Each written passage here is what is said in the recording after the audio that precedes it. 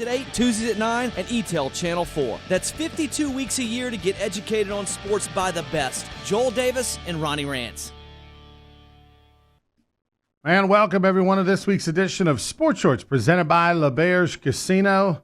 As today we've got a great show for you. We'll talk a lot of football. We'll even work in a little Major League Baseball with the controversy that's surrounding the Houston Astros. We'll start things off talking a little football with a former LSU player, Dr. Craig Green, who's also an orthopedic surgeon. We'll get his take on the Tua Tagovailoa injury. We'll also visit with Jordy Culotta to talk a little LSU hoops, a little LSU football. Todd Walker will join us, the Hall of Fame college baseball player who also does broadcasting. We'll talk to Todd about the goings-on with that Astros take, and plus he wants to talk a little LSU football, big LSU fan, of course. We'll also go up to Natchitoches, visit with Doug Ireland, the chairman for the Louisiana Sports Hall of Fame. We'll talk to him about the upcoming class, which has Nick Saban in it. Been a tough week for Nick Saban, so we'll visit with that. But we'll start talking a little bit about LSU football. The Tigers this past weekend, I don't know that I've ever come out of a ball game where I felt so mixed, so torn. It was weird. You know, I'm doing the post-game interviews for CST and outside the locker room, and they win by 21. They put up over 700 yards of offense, the second most all-time in the history of LSU. They hang 56 on the Rebels on their home field. That's over 100 points in back-to-back weeks total against a team, on the road. I mean, on the road, they put up over 100 points combined. I mean, these are the glory days of LSU football. 10-0, Coach O getting a big bonus, players get nothing. But the thing that I'm torn about is this defense. This LSU defense was so bad that it doesn't look like a national championship defense. Doesn't look like an SEC championship defense. Now, I don't want to be one to just go crazy and jump off the deep end on this, but LSU's 10-0. They're battling perfection. It's not about the record. It's not about what they're battling perfection. They're trying to win a national championship. And unfortunately, the defense over the last few weeks has taken a big step back. If it was pro football players, we'd be a little bit more individually critical of players. But because it's college, you kind of talk in generalities. You talk as a whole. You don't want to call out 20-year-old players that are getting room and board and a $1,000 a month stipend. Okay, but I'm concerned for Grant Delpit. I'm concerned for number 7, who was going to be a top 10 draft pick in the NFL. I don't know where top 10 tape is for him for this year. I guess if you took the best play of each 10 games, that would be top. You could say, oh, here you go. But if you watch Grant, I don't know what's happened to him. It's not the same guy. I don't know if there's too many agents, people in his ear. He's looking ahead. I don't know. He's trying to guard against injury. He's not just. I don't know. I don't know what's going on, but it's not the same guy. Somebody jumped into his jersey, his uniform, and took it. But it has been difficult to watch this LSU defense, and I don't know what the answer is, other than just outscore them. I mean, LSU has now become Oklahoma. I mean, that's what they are. They are now Oklahoma. Gone are the days of the 2011 defense. Gone are the days of the 2003 national championship defense. That's not LSU football anymore. Just forget about it. This is hold them to 3 instead of 7. This is make them have a 15-play drive instead of a 5-play drive. That's the goals of this defense, because that's what you're getting. And LSU's going to have to outscore its opponents. It's going to be ugly. It's going to be high scoring, and it's taken some getting used to. But keeping it positive, what's going on with LSU offensively is just absolutely incredible. Joe Burrow, not that he needed it, but because of the Tua injury, because of the game he had, I mean, they should just have the ceremony right now and just give him the trophy. But when you say that, you look on the other side, Jalen Hurts had this huge game for Oklahoma, led them to an epic comeback, down 25. They come back, they beat Baylor and their magical run, and Jalen Hurts had a tremendous day, over 400 yards of a combined offense, almost 300 through the air, over 100 rushing, led him from a comeback. So he's building his resume.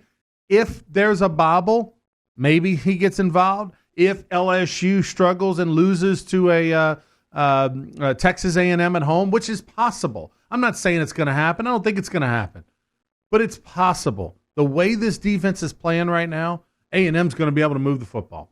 And A&M's better than Ole Miss. A&M's better than Arkansas. Jimbo Fisher's getting paid a lot of money. He's a very good coach. LSU wanted him for a couple of years. So, the point is that they still have some work to be done. They're going to take care of Arkansas, no problem. A&M game's the last little kind of roadblock to the last little hurdle. If anything could go wrong, it would be that game. LSU will have already wrapped up the trip to Atlanta. They'll have already wrapped up the SEC West. The only thing they're playing for would be to keep that undefeated season going. So we'll have to see what happens. But the bottom line is that I think Joe Burrow's wrapped up the Heisman. It's got to be a 99.9% wrapped up. But Jalen Hurts could work his way back in there in that scenario. If LSU were to lose, Hurts over the next couple of weeks have some huge games, win the Big 12, have some big numbers, maybe, just maybe. But that's the only scenario that doesn't have Joe Burrow winning the Heisman. On the other side, for if you were kind of feeling a little bit oogie how the game ended, how the second half ended for LSU football, you get out of there with a 21-point win, you put up over 700 yards of offense, you go to bed, you come back on Sunday, and the New Orleans Saints get back on the winning track. The New Orleans Saints go over, they beat, they double up the Tampa Bay Bucks 34-17. Drew Brees throws his 3 touchdowns. They get 4 interceptions on defense. Jameis Winston does what he does, turn the ball over. And, right when it looked like, a 10-point game, Bucks maybe are coming, bam, Jameis Winston pick 6. P.J. Williams takes it to the house, and the New Orleans Saints wrap it up. So they get back on the winning ways, get back on track. They currently are 3rd in the NFC, not in the top 2. They're 3rd in the NFC. And, we will see what happens from here. We'll take a break. When we come back, we'll visit with Dr. Craig Green, and will talk to us about the Tua Tagovailoa injury. The former LSU player, public service commissioner. We'll visit with him next. If you're an avid sports fan, then you need to check out the Louisiana Sports Hall of Fame, located in historic downtown Natchitoches, next to the Chateau St. Denis Hotel and the Natchitoches Convention Center. The Louisiana Sports Hall of Fame is where the rich history of Louisiana sports is told through the pictures, artifacts, and by the legends themselves in video archives. Come to the Louisiana Sports Hall of Fame and Northwest Louisiana History Museum and visit a world-renowned architectural marvel. For more information and to purchase tickets to the annual Louisiana Sports Hall of Fame events, visit lasportshall.com/purchase.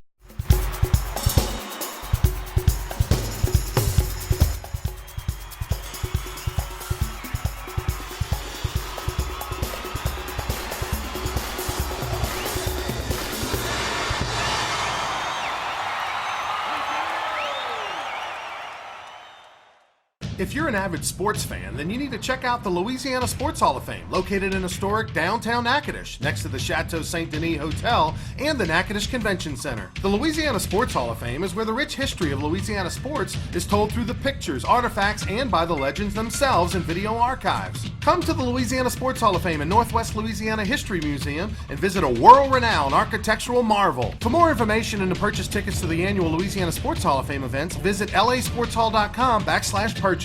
Yo, Jacob Hester for Hanging with Hester, presented by Richards Honda. Join us every single Monday through Friday from 1 to 3 p.m. on 104.5 ESPN Baton Rouge. You'll enjoy our team. On Mondays, we've got Peter Burns of the SEC Network. We also have former LSU Tigers throughout the week, Richard Dick Dixon, Matt Flynn. We've got Austin Bain, the Bain Train. We've got Hunt Palmer from the LSU Sports Radio Network. We also let Ronnie Rance occasionally, if he's on time, come join us as well. Join us every Monday through Friday. Can't get enough sports shorts? Tune into Sports Shorts TV on Cox HD Channel 1013 Mondays at 8, Tuesdays at 9, and ETEL Channel 4. That's 52 weeks a year to get educated on sports by the best. Joel Davis and Ronnie Rance. Welcome back to Sports Shorts, presented by LeBear's Casino. Ronnie Rance here with you. Joining us right now, special guest on the show, former LSU Tiger football player and orthopedic surgeon in the Baton Rouge area, public service commissioner, one of the busiest men you know, Dr. Craig Green. How are you, buddy?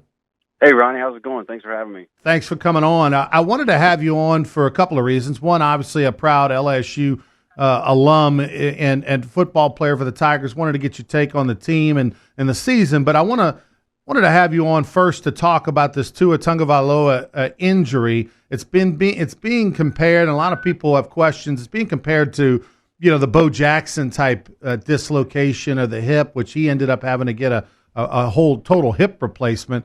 I know obviously you're not intimately knowledgeable of what's going on with Tua's injury, but from afar, from what you've read, from what you've seen, is this the type of thing where we will see him playing football again? Well, and it's actually when I did my training, part of my training up in Seattle, Washington, and my mentor there, who's now a friend, he moved to Houston, and he's going to be actually the one that fixes him today. And he's when I was up there, they had people come from Israel, come from all over the world. So Tua is really with the guy for this. And if there's any way anybody that can get him back to that, it's his doctor, my mentor, that's fixing him today. I think when Bo Jackson had his hip dislocation, it's the blood supply to the ball. So the hip is a ball in a socket. And when Tua fell, the way he jammed his thigh bone, it drove a force through the ball, and it broke the socket. Now, if he keeps his blood supply to the ball, the femoral head, then there's a chance he may not get avascular necrosis. And the highest probability of return to play is to put the hip socket back where it belongs and hold it there while it heals. And then what we don't know is the chondral cell death that may have occurred during impact. So, but still, the best chance you have is to put it back and let it heal, and that gives him the highest probability of return.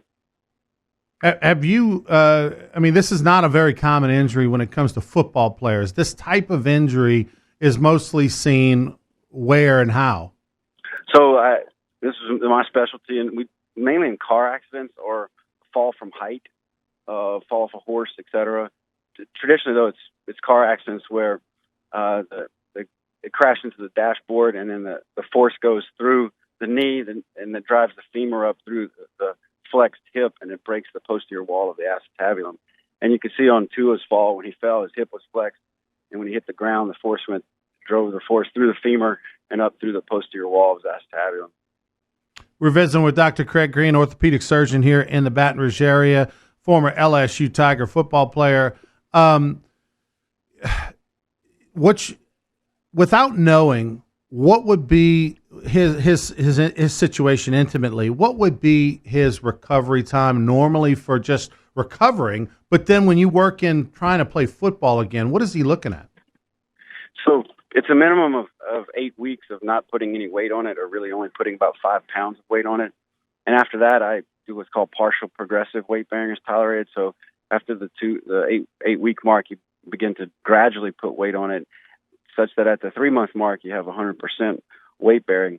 Now, that's just for walking around. The amount of force that it goes through the hip with vigorous activity is much more. So I would say his full recovery or maximal medical improvement will probably be somewhere between 4 and 6 months.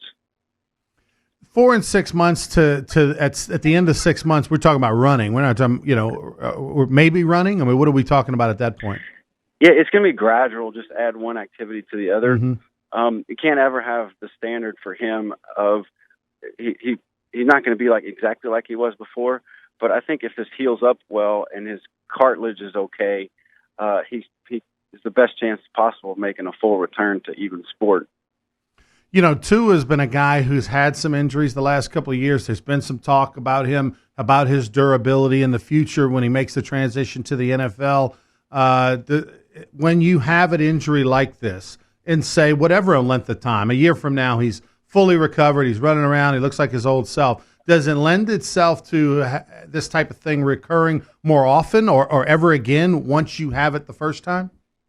No, this is not an injury that raises a higher chance of it happening again. It does. He does have a chance or the risk of this just kind of aching the rest of his life. I've had 7 knee surgeries, and my knees ache, constantly. And so this is a major joint with a major injury. So the chance that later in life, whether it's a year or 10 years from now, he says, my hip hurts, it's pretty high. And so this is not something that's going to have an increased risk of happening again. I would say equal risk. If you fall in the perfect moment, you can just as well tear the other one or break his femoral neck or something if it's the exact same fall. Being a former LSU football player, you played during the dark ages, we like to call it, the Curly Holman era. True. But now is in the bright light, the greatest era of LSU football potentially. 10-0 on the season. They just hung 100 points on the road in 2 games total, which is just unbelievable to think about that. What's just your overall takeaway of what you're seeing in 2019? Pure joy, and I wish I would have gotten season tickets when we weren't doing so well. You're right. I was no Chad Loop. He's a legend. My brother said I was a has-been that never was. But it was still great to be on the team and make lifelong friendships and relationships, and I'd do it all over again. But what the brotherhood experience that they get to have right now with this amount of winning, that doesn't come around very often in life. So I'm really happy for them. And, the joy, could you imagine if LSU wins a national championship and the Saints win the Super Bowl? It's possible. I mean, I remember when the Saints won the Super Bowl a while back, that weekend it snowed as well. And my kids were like, hey, this is the new norm. We go, hey, these things just don't happen very often. So it's a great year. Yeah, I mean, that's the difference, right? I mean, you made some great lifelong friends, but they don't have reunions for teams that don't win championships, and well, the reunions I get to be a little bit a part of is because my roommate was Todd Walker. There you he go. He comes in for y'all to celebrate and retire jerseys and all that. You get to live your life vicariously through the baseball team. That's right. We're visiting with Dr. Craig Green. All right, final takeaway. You're going to see something you probably never thought you'd see, and that's LSU football with a Heisman Trophy winner. I mean, Billy Cannon, he passed away over about a year and a half ago. Dr. Cannon was the guy. There's a statue outside the stadium. And quite frankly, I never really allowed myself to think about another LSU football Heisman winner, and I think it's a done deal. Well, I do too, and I've been to the Heisman 3 times. One of my great friends is Danny Werfel. Sure. And I'm campaigning on behalf of Joe Burrow to try to get us another Heisman Trophy. I think it'd be great for LSU. It'd be great for the next class. It's still crazy to think about. I think Oklahoma, 2 years in a row, they had a transfer in quarterback Heisman national championship #1 overall pick, and they could in running for maybe a 3rd in a row. So I think the transfer portal, everything in the rules in college sports or football has changed, and anything's possible now. But it would be, as some say, huge for LSU to have a Heisman Trophy national championship. And got to be happy for Coach O, the first LSU coach in history not to have an accent. And I'm really happy. Really happy for Scott Woodward. He's a friend and camp partner. He's done a great job as well. I tell you, it really is a good feel-good story. I mean, LSU, they never had a guy, that fit the role of LSU coach better than Coach O. Scott Woodward coming home. Not only do you get a hometown boy, you get maybe the best AD in the SEC, and you get him here for years to come. It really is the best of times right now for LSU. If you're an avid sports fan, then you need to check out the Louisiana Sports Hall of Fame, located in historic downtown Natchitoches, next to the Chateau Saint Denis Hotel and the Natchitoches Convention Center. The Louisiana Sports Hall of Fame is where the rich history of Louisiana sports is told through the pictures, artifacts, and by the legends themselves in video archives. Come to the Louisiana Sports Hall of Fame and Northwest Louisiana History Museum and visit a world-renowned architectural marvel. For more information and to purchase tickets to the annual Louisiana Sports Hall of Fame events, visit lasportshall.com/purchase.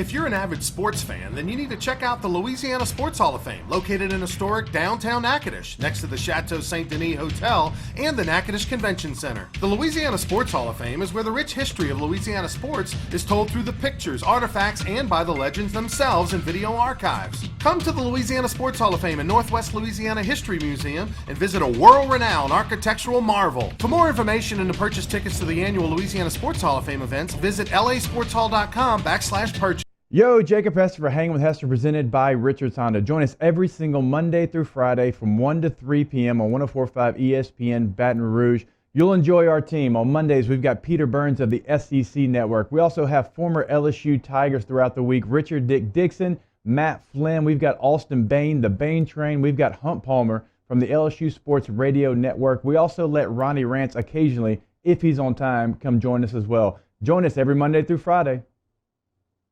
Can't get enough sports shorts? Tune into Sports Shorts TV on Cox HD Channel 1013 Mondays at 8, Tuesdays at 9, and ETEL Channel 4. That's 52 weeks a year to get educated on sports by the best. Joel Davis and Ronnie Rance. Welcome back, everybody, to Sports Shorts, presented by LeBear's Casino. Thanks to Dr. Craig Green, who joined us last segment. Talk a little bit about that Tua injury. We go over to a guy who definitely is not a doctor, Jordy Culotta, the host of Off the Bench, Monday through Friday from 7 to 9 on ESPN Radio in Baton Rouge. How are you, Jordy? Doctor of BS. And a master's of that, right? I mean, graduated first in my class, both in high school and college. We were talking about how LSU football, this is where we're at. We're at the point where they score 100 points in 2 games on the road combined. They win by 21, and we're just a bad taste in our mouth, Coach. The defense in the second half. Isn't that crazy? Amazing. Not only that, when you think about where they've come from offensively. Right. Where you've been, at the last decade at least, and what you've been watching. Now you have a front line records just being smashed every Saturday. Yeah, look, we had the same sentiment this morning on Off the Bench, just that this is a little bit more of an outlier than is what has been the regular here for the 2019 group for LSU football. Number one in the country, you got the best player in the country. We talk about Burrow, and I think defensively, there were some concerning things, but I think that when Jacob Phillips and Patrick Queen and Kerry Vincent turn on the film, they'll see that John Rice Plumlee was ultimately running the same plays he was running in the first half. They just they held him in check for 2 quarters, or we're able to stymie him a bit, but the second half, they just weren't playing sound football. Not missing tackles in the wrong spots, and that kid I couldn't believe how fast he was, and I think to a degree he surprised LSU on how fast he was. Not enough to be able to adjust to him. They just had a bad night on that side of the ball, and I think. I'm heading over to Orgeron's press conference right now. I'd imagine he'd be asked about it a couple of times. You do the show in the mornings with T-Bob Hebert, and, of course, T-Bob played offensive line at LSU. I'm curious if he offered any insight from an offensive lineman perspective as to what was happening. Because to me, not knowing a whole lot better, there was a lot of – I think there was a part of in the second half from LSU, I didn't feel a want to. Right? I didn't feel like they wanted to stick their nose in there. I think they just were counting down the clock and can we get out of here? And it caught them off guard. And, I've been kind of critical a little bit of Grant Delpit this year. And because there's so much expected of him. Your eye goes to number 7. The first thing you do is you find where is he on the field. And this isn't the same dude as a year ago. And there were some plays that were jumped off the page at you where there was a little bit of, I don't think he wants to put his nose in there. I don't think he wants to because, we got a lot on the line, Coach, in the future, Sure. And I don't know if that's fair or not, but that's just how it looks. Sure. And look, I hear that. I would say from Delpit's point of view, though, he's playing through some pain. He's playing injured. And I think for what he's trying to accomplish, that this will be a good mark for him. Usually you see a lot of guys in his position that have the high draft status or may have the accolades coming into the season, they may just shut it down, right? And just get out of there. I think when you look at Dell, I think it's obvious he's playing hurt.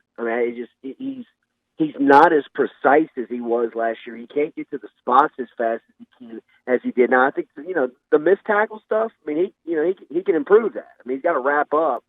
But I just think from a physical standpoint, he's just not right. Now guys like the other night, like to me, when I had a chance to watch it again, and I didn't watch it live. With some things going on with Whiskey and Wine. I was all around the flag football field this weekend with my kids, so I had to go back to DVR and talking to a couple of staff members. They were like, check the first and second half. I mean, look at that. They didn't. Ole Miss, Rich Rodriguez, the offensive coordinator, and Matt Lucan, they didn't change what they were doing. I mean, they were running the same plays.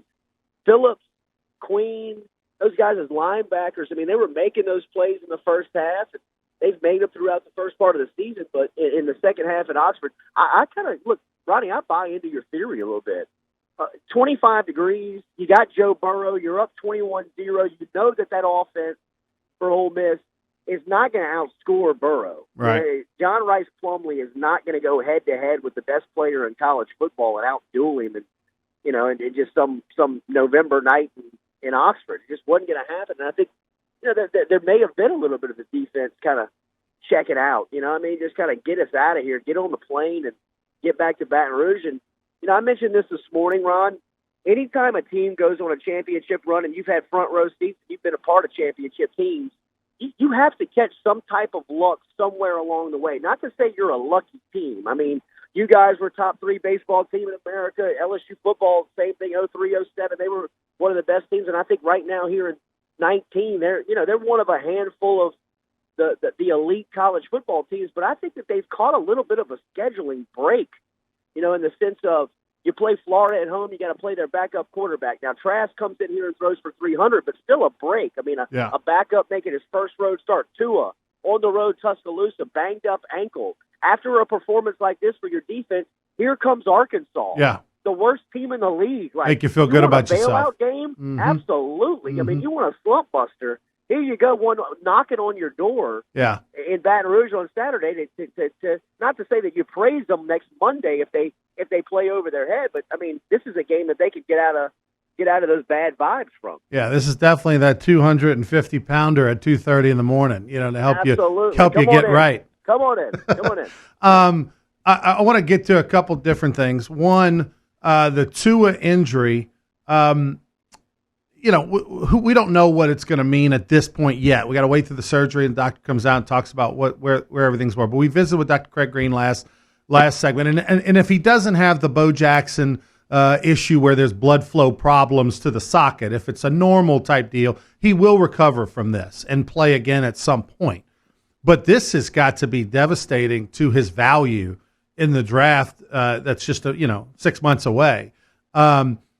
To the point where, forget going first overall or anything like that. Throwing this out there, Saints 30th? I mean, maybe.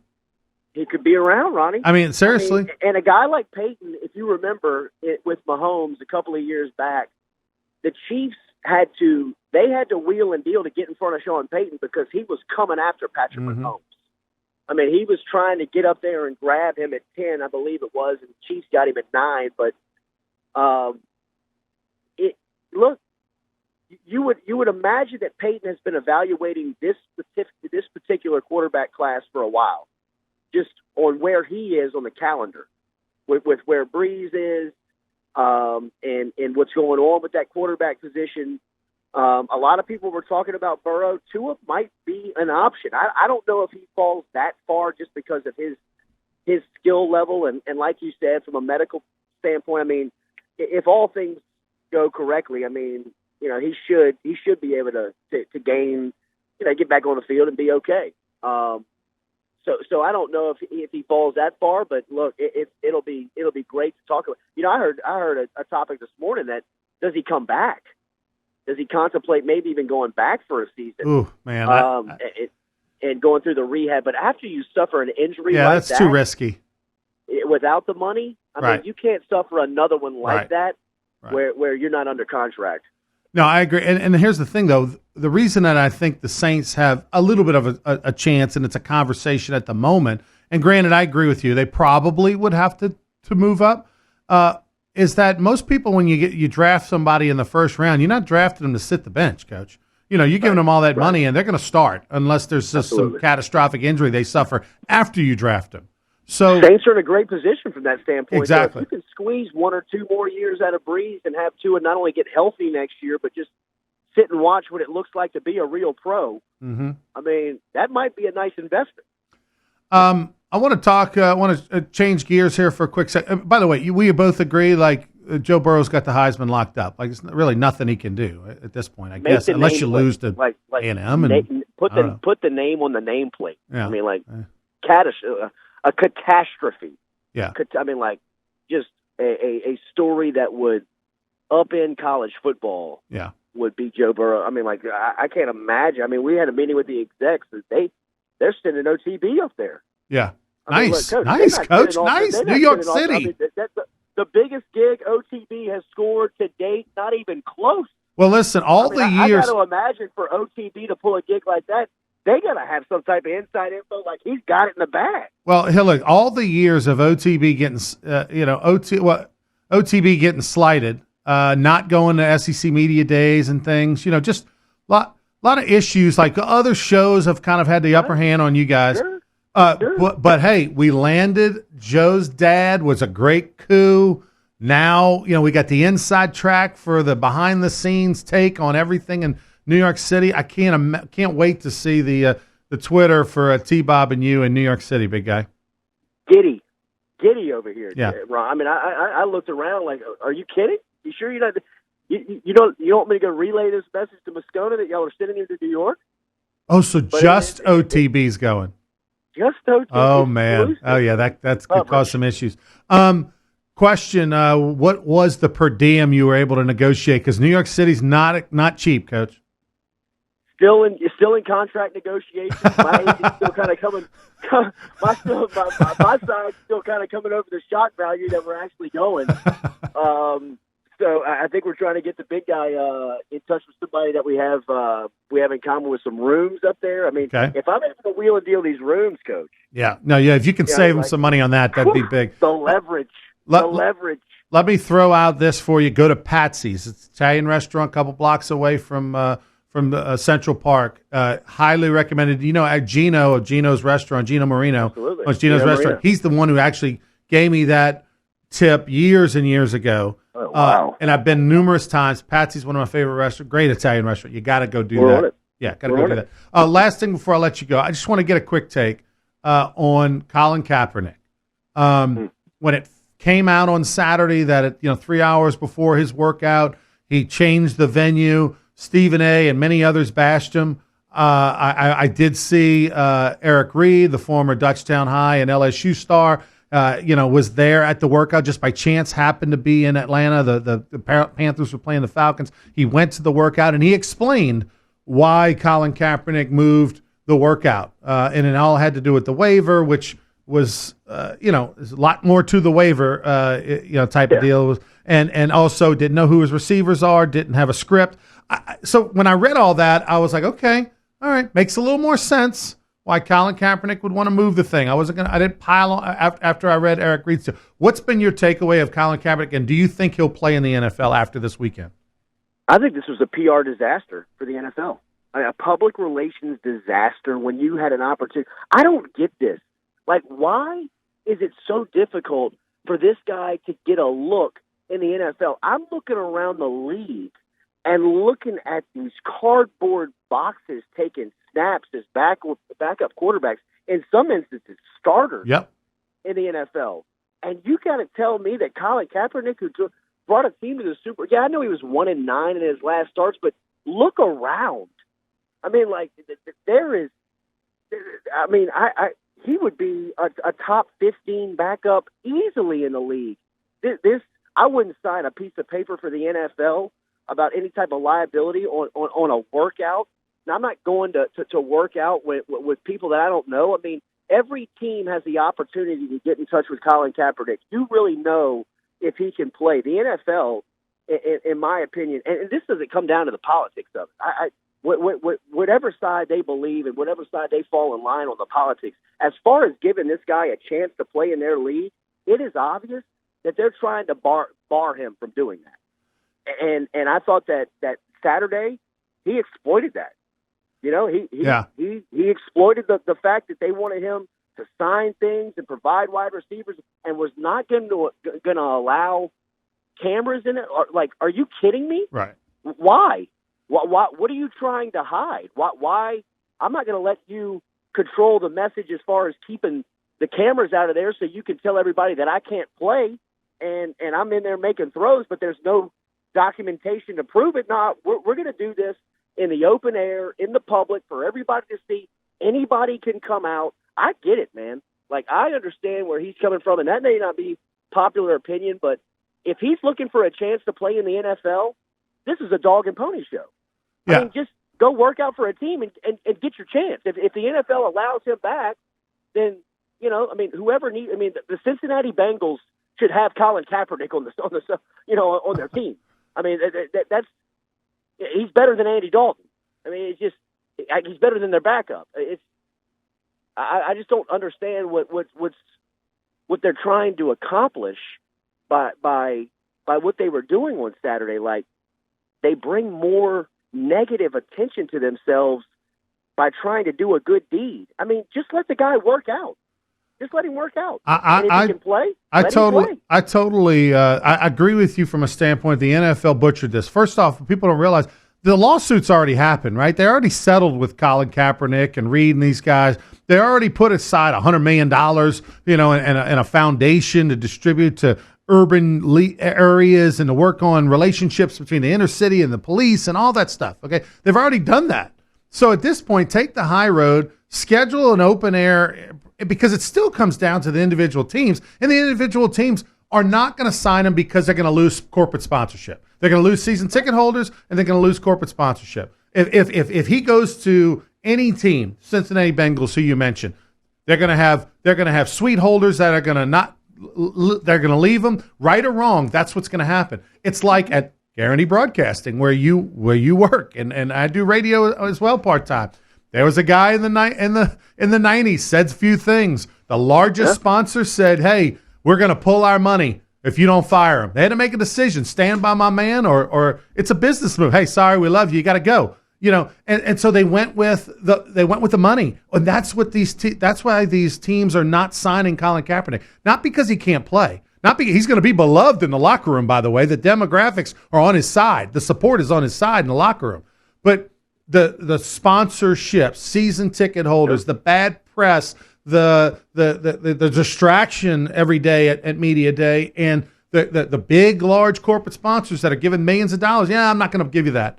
That's why Colin Kaepernick is not playing on a team, not because he can't play. But the NFL had a chance to take the high road, and they didn't, and now they've got egg on their face.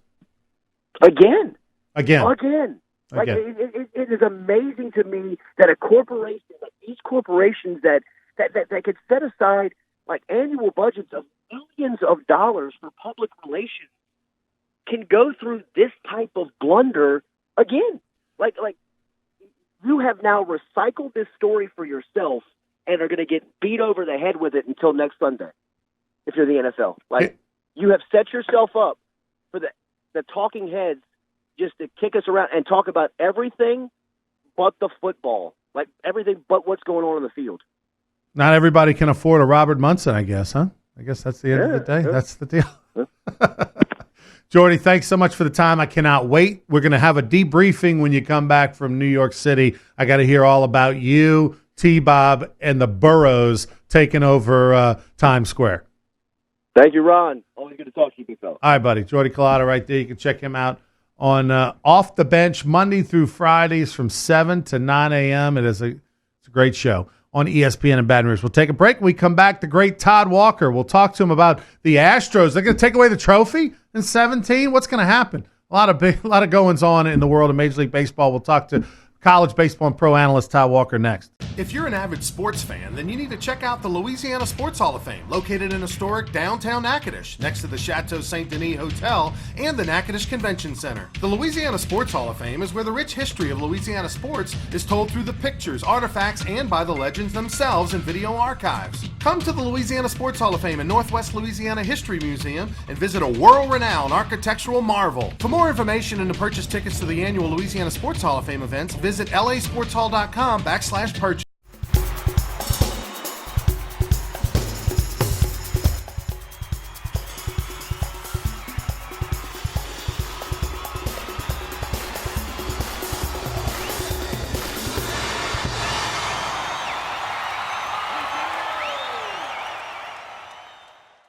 If you're an avid sports fan, then you need to check out the Louisiana Sports Hall of Fame, located in historic downtown Natchitoches, next to the Chateau Saint Denis Hotel and the Natchitoches Convention Center. The Louisiana Sports Hall of Fame is where the rich history of Louisiana sports is told through the pictures, artifacts, and by the legends themselves in video archives. Come to the Louisiana Sports Hall of Fame and Northwest Louisiana History Museum and visit a world-renowned architectural marvel. For more information and to purchase tickets to the annual Louisiana Sports Hall of Fame events, visit lasportshall.com/purchase. Yo, Jacob Hester for Hanging with Hester, presented by Richards Honda. Join us every single Monday through Friday from 1 to 3 p.m. on 104.5 ESPN Baton Rouge. You'll enjoy our team. On Mondays, we've got Peter Burns of the SEC Network. We also have former LSU Tigers throughout the week, Richard Dick Dixon, Matt Flynn. We've got Austin Bain, the Bain Train. We've got Hunt Palmer from the LSU Sports Radio Network. We also let Ronnie Rance occasionally, if he's on time, come join us as well. Join us every Monday through Friday.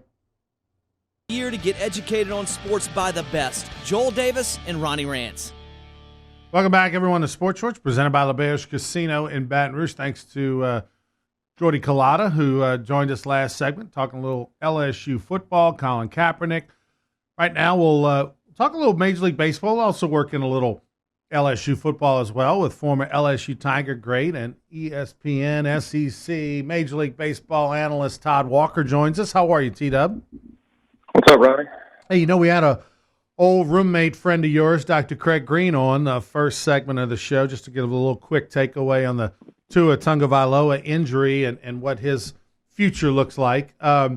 Just want to get your reaction. You're a big football fan, and I know you probably were in shock, like everybody, when you saw Tua go down. Well, let's talk about his future for a minute. I mean, this is why the argument that college athletes should be paid is valid. And I don't know where I stand on it, to be honest with you, but how much money has Tua made the University of Alabama, for example, and then he might be facing. I think he'll play, but let's say hypothetically he never was able to play again. Right. So this is why this argument is valid. But you never want to see anybody get hurt. I didn't have a problem with them trying to play him against LSU. I didn't have a problem with Saban keeping him in the game. I mean, LSU was up 31-7 at halftime over Ole Miss. They kept Burrow in there. So, and we could, even though Burrow had a bad second half, we could argue that Ole Miss would have won that game if we pull Burrow. So, it's a weird deal. But in the end, again, the first thought I had was this is why college athletes probably have an argument that they should be paid. Yeah, and or some sort of insurance situation, right? Especially for somebody like Tua. I'm not quite sure how it works for him if he had some sort of insurance thing. There was a lot of criticism of Nick for playing Tua in that second half or at the end of the first half, but I like you. I mean, the kid wants to play. He's healthy enough to play. You only get 12 college football games during the regular season. He's already missed one and 1.5, and so he wants to play. He's healthy. He's doing good. Look, we're going to put him in a 2-minute. I can see why he played, and I think the criticism of Nick Saban is unwarranted in a big-time way. But he's not going to be the first pick in the draft. Like he would have been first, second, or third. He's not going to be now. Yeah, and I think what you said is actually a good point. Back to the paid athletes. Lloyd's of London is a policy that you can take out, but it costs a big number. Yeah. To cover yourself for $5-10 million bucks. I did that for a week because I was sitting on a $5 million contract with the Colorado Rockies, and I was going in to get LASIK. So I paid $20,000 for 1 week Wow. to cover my $5 million contract from the Rockies, or $6 million, I think, for 1 week while I went through LASIK. So that is that's out there, and that might be the answer. You don't pay them the $5-6 million or whatever you think an athlete's worth, but you take an insurance policy out like Tua, and for $5 million, the school pays the $20,000 or $100,000, whatever it is. And then, if he's healthy all the way through, all good. If he gets hurt and can't ever play again, then that insurance policy covers it.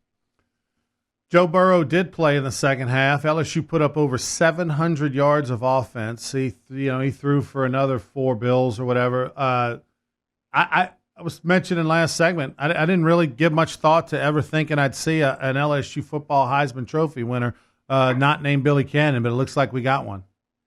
Yeah, Fournette probably was the closest argument we've had in the recent years.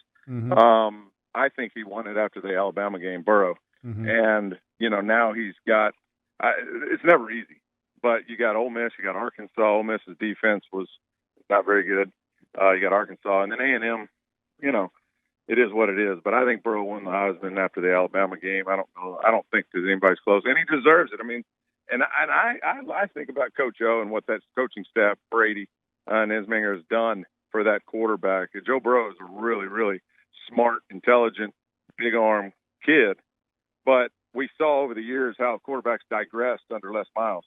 And what is said in practice, what is put in their head, makes a big difference in how they perform. I just give Coach O a lot of credit for how they pumped up Joe Burrow from last year to this year. I tell you, Coach O has given value to recycling coaches, right? I mean, oftentimes you make a decision on the coach. After the Ole Miss debacle, most people thought he'd never be seen again as a head coach.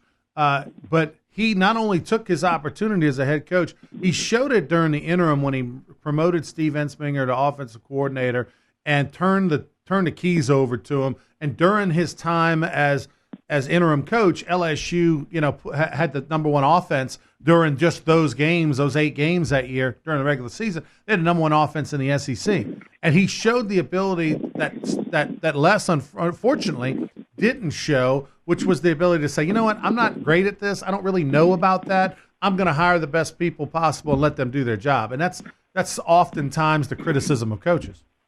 Well, and it's easy to say and easy to make. It makes sense. But more often than not, you're right. There's an ego involved where coaches, I've seen it even in high school, they don't want outside help. They want to do it all themselves. So, yes. And in addition to what I said about Coach O and the offense and Joe Burrow, I mean, just what he's done. And then Ensminger, in turn, gives a spare key to Brady for the Ferrari that they're driving right now. And if anybody would have said that Coach O would have them undefeated at this point in the season, beating, 4 or 5 top 25 teams already, you're out of your mind. And I even had my doubts. But how can you not love Coach O just in terms of his personality? He's crying after the Alabama game, which is not something you see a whole lot. I love it. Just the passion. I mean, in addition to, he has turned out to be a really good X's and O's type coach. And he I think a lot of times you may not give coaches a lot of credit. In this case, he deserves a tremendous amount of credit. Todd, I want to talk to you, switch gears a little bit to Major League Baseball. After the great season that just wrapped up and the Nationals, winning the championship, kind of, upsetting. They were one of the bigger underdogs in the World Series and upsetting the Houston Astros. It's all right, we're going to go into the offseason, get ready for next year. And all of a sudden, this scandal kind of breaks out. This investigation is going on right now that Major League Baseball is implementing on the Astros.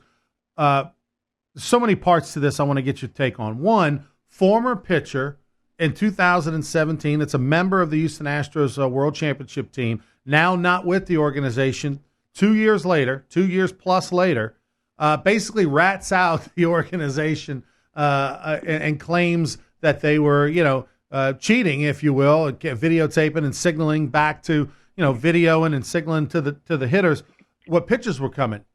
Two things. One, have you ever seen that before where a player leaves an organization, goes to another organization, and basically rats out on them? No, I haven't. And the probably the closest thing I can think of is Jose Canseco, after having taken steroids and made it millions of dollars. Now he's out of the game, blows the whistle on everybody who is. I'm not saying it's right or wrong, but yeah, I mean, who does that, really? I mean, once you're done, you're done. I mean, there's some bitterness, obviously, guy. I can tell you this. A.J. Hinch and Reed Ryan, who's the president of the organization, A.J., of course, the manager, had no idea that was going on. I'm almost guarantee you that. So, it's probably, if we remember, Brandon Taubman, got in trouble for the outburst in the locker room over the domestic violence and Roberto Osuna and that whole deal. And so he gets fired, and people take things in their own hands within an organization. I'm going to sound like I'm speaking out of both sides of my mouth on this one, because if you're at second base and you're signaling signs into the hitter, I think that's the defense's fault. Change your signs. Right. If it's too easy for them to pick up, change your signs. If you're using something that's meant for something else, like a camera, I think there's a problem with that. And clearly that's against the rules, and that's why we're talking about it. But I tell you what, I as a hitter, I didn't like to have the signs, because we've learned our whole lives pitch sequences and kind of thinking along.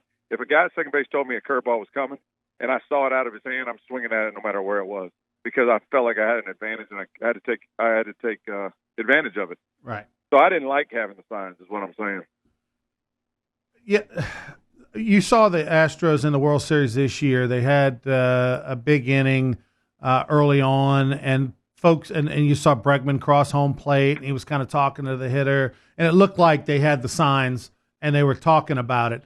I agree with you as a former pitcher. If the hitters get the signs and they're signaling from second base or anywhere on the field, or if the catcher's got his fingers too low and the third base coach can see what they are and they taps his foot or whatever he does, that's within the rules. But definitely, you shouldn't have a video camera. You shouldn't have whistles or lights or any sort of thing that based off of using binoculars or something else. I agree that that's cheating. Had you ever seen, and I'm not asking you to rat out on anybody, but had you ever seen or heard of that when you're playing in the major leagues? No, we didn't have the technology they have nowadays. I mean, we did have cameras, but that was on TV only. And I guess you could have the feed into the clubhouse, who then in turn would yell it at somebody in the tunnel, who could turn it to the dugout, who could get it to you. But, obviously that's too late. So really the only thing we would do is what you and I were just talking about, and that is guy at second base happened to get the signs, or somebody was talking about it and we had them. He would relay it to you, but what they would mainly do is ask if you wanted them or not. And my answer was always no. Because, again, I've learned just the pitch sequences and everything. I was more comfortable not having an extra thing to think about. And it sounds easy enough that if you know what's coming, then obviously why would you not take that? Well, for me, I kind of felt like I always pretty much knew what was coming based on pitch sequences and what the guy had, what the situation was. So I really didn't need it. How did you really believe that that they could signal to a hitter at the plate and A.J. Hinch not know? You're talking about the camera and the whole. Well, supposedly in 2017, the reports are that they would hit the top of the dugout, or it was like with a bat. There was like that they would get the camera. The report was that they would somehow have the camera would relay to a monitor in the dugout, and then somebody would hit the top of the dugout with a bat or something to signal to the hitter what was coming. Here's what I'm saying. If somebody walked up to A.J. Hinch and say, hey, we have the ability through the camera to steal signs, that didn't happen. Like A.J. would never agree to that, and that didn't happen. Whether or not he turned a blind eye to what was possibly – he's a baseball guy. Right. So if he heard knocking and banging and somebody maybe saying, hey, we got their signs, that's possible. Right. But, again, he wouldn't have a comment on it to his own team. He'd just let it go. That could happen. But I'm talking about just the permission to do it. Yeah. I want to say, I don't know if it was your freshman year, Todd, or the year before your freshman year, if it was 1991 season, but a quick funny story about Skip. We were playing Northwestern State, and Jim Wells was their head coach, and of course Jim had spent time as an assistant at LSU in the late 80s, so he knew the basic set of signs that Skip Bertman ran. Heck, they used the same signals. And we're playing them, and Coach Bertman being stubborn and being like, hey, we're better than them, and I'm not going to change the signs. So sure enough, he's calling the pitches, and Northwestern State standing on the top step over there looking in and pretty much getting the signs. You know, they're signaling to the hitter what's coming. So about 5 innings into that ball game on a Tuesday night in March or something, we're losing. Northwestern State's up, and they're on the pitches. And finally, after, Skip's standing up, he's yelling at Jim, "Are you getting a good look here? Can you see this?" And he's signaling the signals. Well, finally it had enough, and he turns to like Buzzy Bauer, or somebody sitting next to him, one of the bullpen catchers, is like, "Hey, Buzz, see if you can get their signs." And so sure enough, Buzzy and I kind of check it, and we go, "Coach, we got their signs. I mean, if you want them." And he's like, "All right." He waits one more inning. Finally, about the 7th, we're trailing by 3 or 4, pulls the hitters up. We start signaling signs, homer, double. Next thing you know, we win the ball game. And afterwards in right field, Skip gave Buzzy the game ball. If you can pick off signs by your own eyes, watching the other side, then it's not your fault. I mean, that's the defense's fault, and they've got to adjust. We even talked to umpires about that because managers will walk up to these umpires and say, "Hey, they're stealing our signs. What are you going to do about it?" And I guess the answer would be, what are you going to do about it? Because if you're making them easy, you were a pitcher and you saw that it can get as easy or as complicated as you want them to be, with Adrian Antonini catching you and some other guys. Just change them. I've never had a problem with people stealing signs if you're not using technology and some other stuff meant for other things to do it.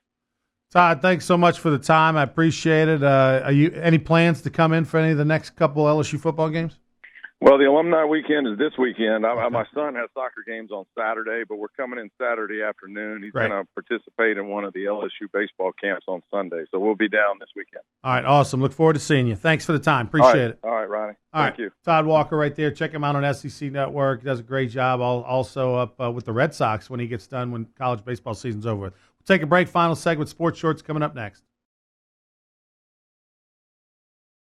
If you're an avid sports fan, then you need to check out the Louisiana Sports Hall of Fame, located in historic downtown Natchitoches, next to the Chateau Saint Denis Hotel and the Natchitoches Convention Center. The Louisiana Sports Hall of Fame is where the rich history of Louisiana sports is told through the pictures, artifacts, and by the legends themselves in video archives. Come to the Louisiana Sports Hall of Fame and Northwest Louisiana History Museum and visit a world-renowned architectural marvel. For more information and to purchase tickets to the annual Louisiana Sports Hall of Fame events, visit lasportshall.com/purchase.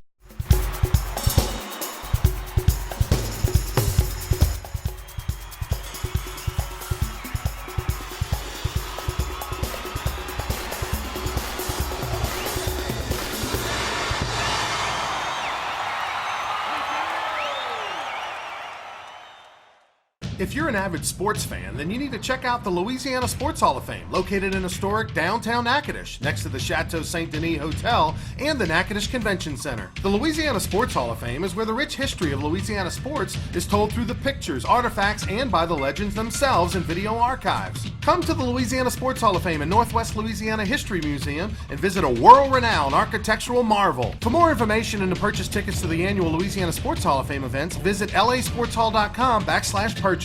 Yo, Jacob Hester for Hanging with Hester, presented by Richards Honda. Join us every single Monday through Friday from 1 to 3 p.m. on 104.5 ESPN Baton Rouge. You'll enjoy our team. On Mondays, we've got Peter Burns of the SEC Network. We also have former LSU Tigers throughout the week, Richard Dick Dixon, Matt Flynn. We've got Austin Bain, the Bain Train. We've got Hunt Palmer from the LSU Sports Radio Network. We also let Ronnie Rance occasionally, if he's on time, come join us as well. Join us every Monday through Friday. Can't get enough sports shorts? Tune into Sports Shorts TV on Cox HD Channel 1013 Mondays at 8, Tuesdays at 9, and ETEL Channel 4. That's 52 weeks a year to get educated on sports by the best. Joel Davis and Ronnie Rance. Welcome back to Sports Shorts, final segment. Special thanks to all our guests today, Dr. Craig Green, who joined us in the first segment, our public service commissioner here in Louisiana, who, of course, a board certified orthopedic surgeon, former LSU Tiger football player as well. Kind of broke down the Tua injury and, said he's in the best hands possible, a guy that he worked with and trained with from Seattle, who's over in Houston now. So he expects Tua to return and not the Bo Jackson thing. Bo had some complications a little bit different. So he said expect to see Tua, in the NFL or whatever he chooses to do in a year from now. Also, we had visited with Jordy Culotta, who informed us that he will be in New York City. He and T-Bob, that's a movie in itself, going to be in Times Square covering the Heisman Trophy coverage in a few weeks, the week after the SEC championships. And then, of course, we visited with Todd Walker, last segment, big LSU fan, who broke down a little bit also not only football, but the Astros investigation and some of the things there and what's kind of expected to possibly happen. Also want to tell you about the Louisiana Sports Hall of Fame. Of course, plug away 2020 Hall of Fame class. You see some of the faces there. Phil Robertson up at the top of your page, and then at the bottom right in the middle, Nick Saban. He'll be in that class of 2020. We've got some big announcements coming in a couple of weeks. All you got to do is go to lasportshall.com, lasportshall.com, for more info on all the Hall of Famers, including Joe Horn of the New Orleans Saints, Peanut Tillman, who played for the Bears, went for the Raging Cajuns, and many, many others, Kerry Kittles, Lou Dunbar. It's going to be a great class, and it's going to be all taking place in June of 2020. A lot of opportunities for you to be involved with whether it's celebrity bowling events, Rockin' River Fest, free kids clinics for the youth out there, all sorts of brunches, all sorts of things. Go to lasportshall.com. And, of course, as a guy who's a CEO, president of Louisiana Sports Hall of Fame, very happy that LSU knocked off the Alabama Crimson Tide at Nick Saban. Not that Louisiana wouldn't have been hospitable to the former LSU Tiger coach who, really helped lay the foundation for what the program is today, but I think folks are going to be just a little bit nicer to old Nicky when he comes to Natchitoches and Alexandria in late June, as they got one up on the big coach. So now I think you're going to get a lot of, hey, Coach, great to see you. We got you this year. We won and hopefully won that national championship. But you'll be back. You'll be back. So I think you're going to be a lot of that going on in June. Make sure you check out Sports Shorts Radio Saturday mornings from 10 to noon on ESPN Radio in Baton Rouge. Myself, Joel Davis, each and every week. Presented by the Rum House and Roosters Men's Grooming Center. For all of us here on the Sports Shorts crew, go Tigers, go Saints. We will see you next week for more Sports Shorts presented by the good folks over at LeBair's Casino and Hotel in Baton Rouge. Have a good week, everybody. If you're an avid sports fan, then you need to check out the Louisiana Sports Hall of Fame, located in historic downtown Natchitoches, next to the Chateau Saint Denis Hotel and the Natchitoches Convention Center. The Louisiana Sports Hall of Fame is where the rich history of Louisiana sports is told through the pictures, artifacts, and by the legends themselves in video archives. Come to the Louisiana Sports Hall of Fame and Northwest Louisiana History Museum and visit a world-renowned architectural marvel. For more information and to purchase tickets to the annual Louisiana Sports Hall of Fame events, visit lasportshall.com/purchase.